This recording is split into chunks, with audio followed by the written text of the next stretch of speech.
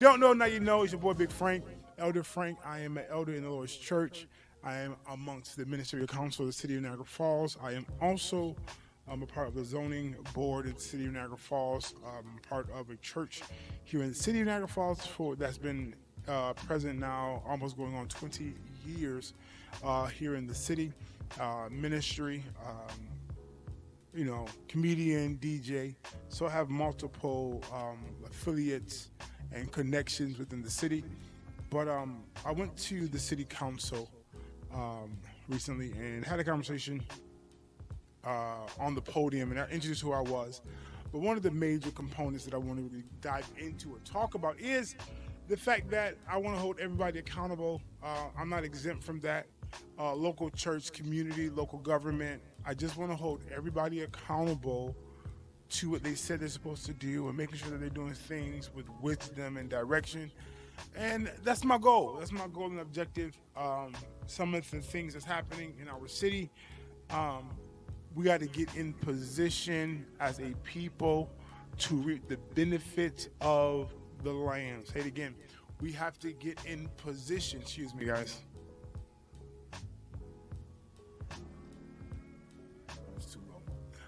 In the community to be able to benefit from the land. We say we don't have anything, but are we positioned to get what it is that we think that we want?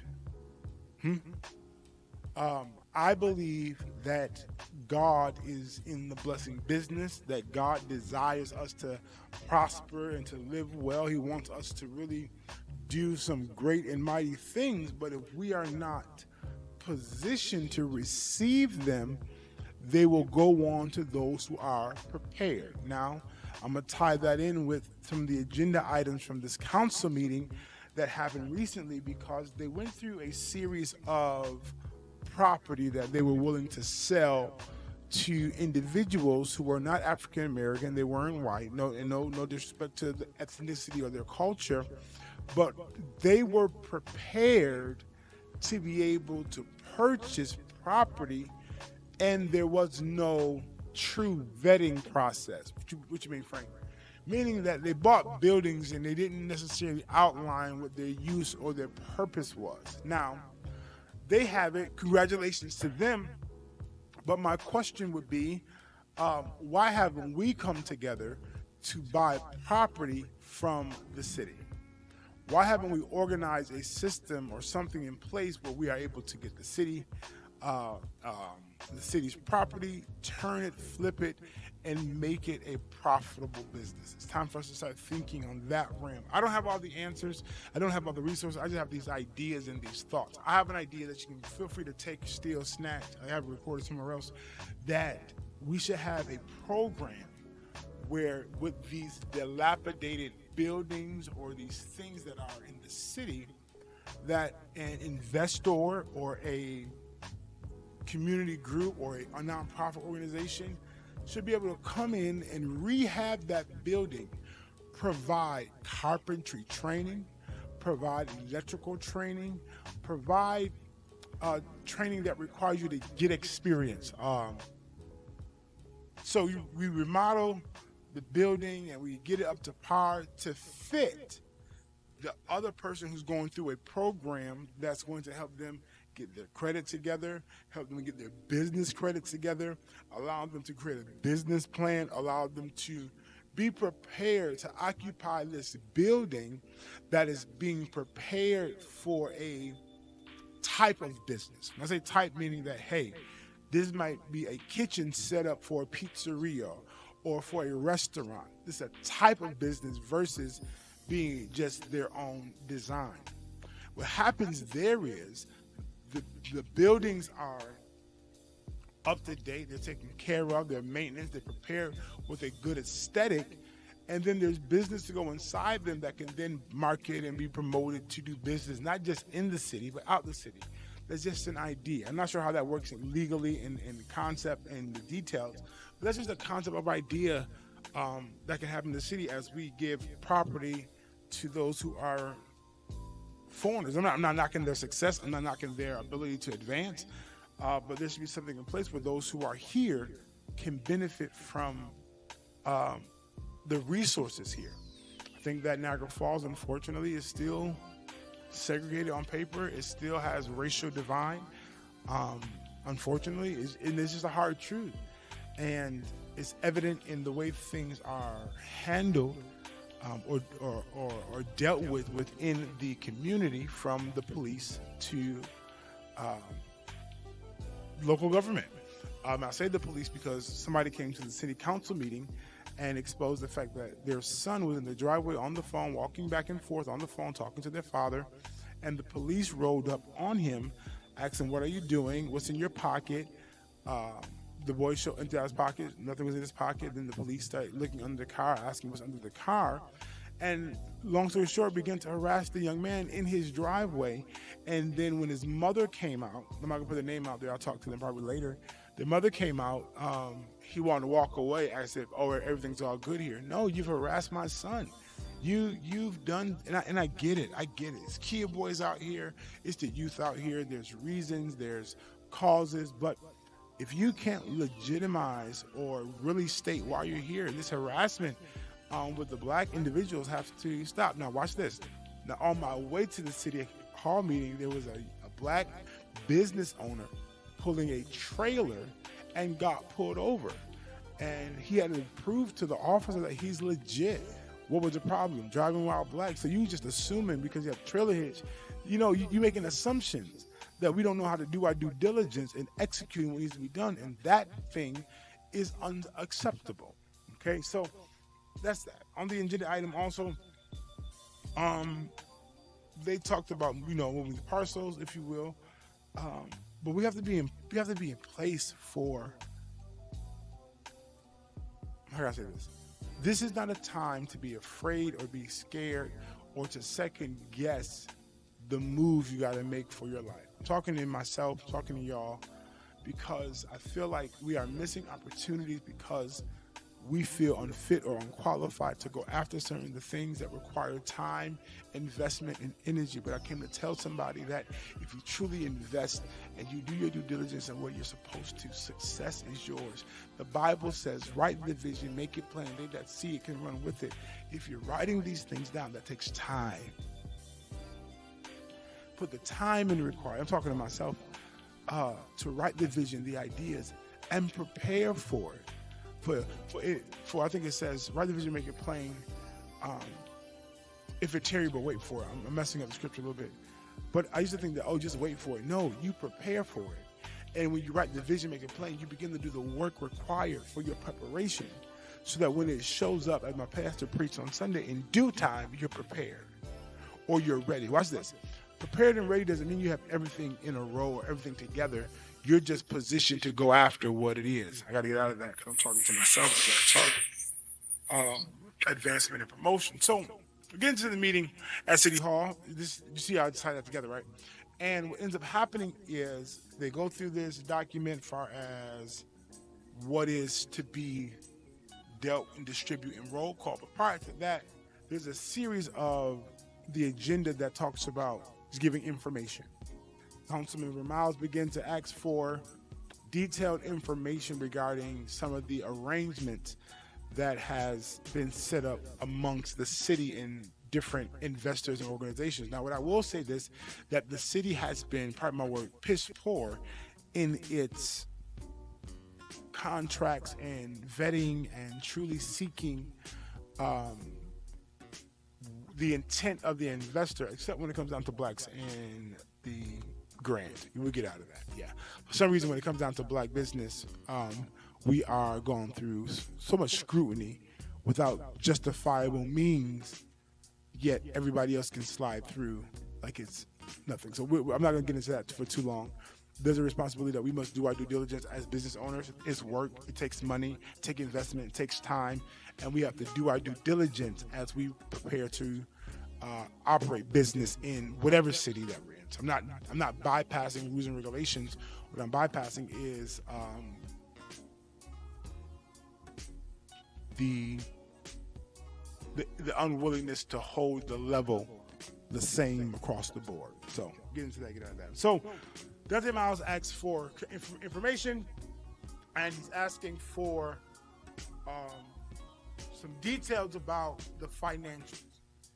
Then Brother Dante, forgive me, goes into trying to make a motion to do an investigation into the mayor's office or local government in regards to the recent cancellation of Juneteenth and the Community Day of Prayer, the attempt to not approve these events, though they've been approved years before, and the implementing of this insurance policy. There's a statement in the policy that I don't like that says we have the ability to readjust the above stated requirements at any time, pretty much. So, but that motion was interrupted by, I believe his name is Du Bois, not our people, but that name could be wrong, but he's the lawyer, if you will. He impeded upon that motion that now wasn't the time. But I come to realize also on the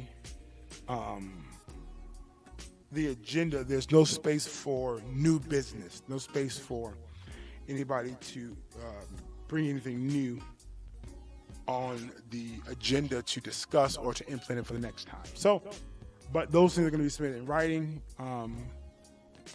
and taken care of that way. We get into the community. The people begin to speak about how the water board has changed the health requirements of those who are already retired for their pension, and they're just trying to get that rectified. I introduced myself, who I was, what I do, and also became aware of how I've been treated unfairly because certain people don't even know me, but nevertheless, I was here and there. But what I came to say today is to encourage those who are listening for this brief moment is we have to show up in our local government. I say this all the time, not new. I was going to leave with my family today, but I deemed the meeting to be more important, if you will. So I did go to the meeting, but we have to be informed, educated to know what's happening in our city and how that's going to affect us and our progress and our forward movement. Not just to be an activism, but truly to be an impact to what it is that God has called and commissioned us to do on the earth, both spiritually and naturally. And I'm going to say this, and I have no problem saying it. And to the churches, like, prophesy the house and the car, prophesy these things inside the walls. God's going to do a healing and breakthrough. But who's representing the church in the community? When I say that, not just among them to fish dinners and helping those things, that's important. But are we aware of the governmental challenges that are happening in our local government? How does that affect the church? How does that affect us? How do we even consider that? Who represents us in our city? Who's standing up in our stead? Who's there? And that's something that you have to consider. Who's there representing you in your church to keep you informed that, hey, they just passed these things. Hey, there is a public hearing for a dog shelter that's going to be in your community at your local park. So don't come. Don't come to the meeting a year from now talking about, oh, there's a dog park, at High Park, and the dogs are getting loose and it's unsafe. We're unsure what's going on. My kids' fingers are in the fences, when you weren't aware that they were going to do that in the first place. I think somebody said once the show hits the ground, it's too late. We have a role to play. Everybody doesn't play the same role. And hear me well. Everybody does not play the same role or have the same responsibility. Greetings, how y'all doing? You doing good? Good. Doesn't have the same responsibilities. But in our local churches, somebody has to be local government conscious. Somebody has to be aware to be able to help educate and teach, or bring awareness to the community that we serve about what's happening. But if you're not there and you're not present, no. Also, where are my people who are not just talking trash on their porches, but can get a petition signed, make some things happen? It's time. I keep talking. I'm going to say this and I'm getting ready to go. I find it's more difficult personally than I can really be honest. It's time to come into yourself. It's time to come into yourself. What you mean? I'm not telling you to be wild and free and wild and out of control. What I'm saying is, it's time to be what God called you to be. It's time to move in the vein of what He said and not the opinions of people. Some of us, I'm guilty, are unsatisfied because we're not moving in the vein that God has called us to and what He's compelling us to really occupy. Part of me today, if my demeanor is not as comedic or as crazy and wild as it could be, but I have an unction and a desire that, listen, you need to know what's going on. What's your taxes like? What's your tax bracket? Where you at? What's going on in your community? What's happening in your world? Who's selling what? Are you prepared? Am I prepared? Are we ready for success? The Bible says, I've given you the ability to get wealth, but guess what? Having the ability but not flexing the ability is what? Disability. Father, please don't be offended. Don't be offended. Having the ability but not flexing the ability is disability. All right, I gotta go. Because my heart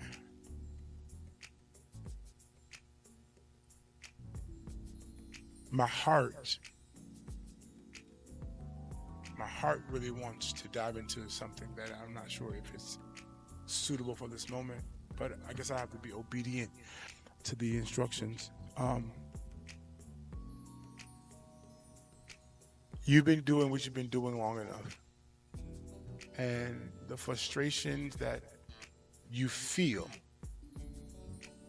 that's a part of your life, is God's push for you to operate in the next level of you, and that comes at an inconvenience of your current time and position. He really wants you to prosper. He really wants you to move ahead. He wants you out of this cycle of defeat, this cycle of financial woes. But my question is, are you willing to do what's required? I speak to you all, but I speak to myself. Are you really ready? I know you might have came for a prophetic word or something crazy, but are you really ready for what He's trying to release to you?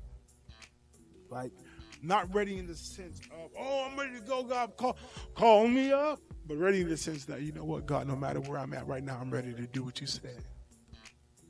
Even if my ducks aren't in the row, I'm ready to do what you said. Even if I don't have it together, I'm willing to do what you said. Even if it seems like my world is upside down, Father, I'm ready to do what you said. Y'all be encouraged today. Y'all be blessed today. May this information about the Niagara Falls, New York region be a blessing for you. But hopefully that also you've been encouraged to step up, to move forward, and to advance.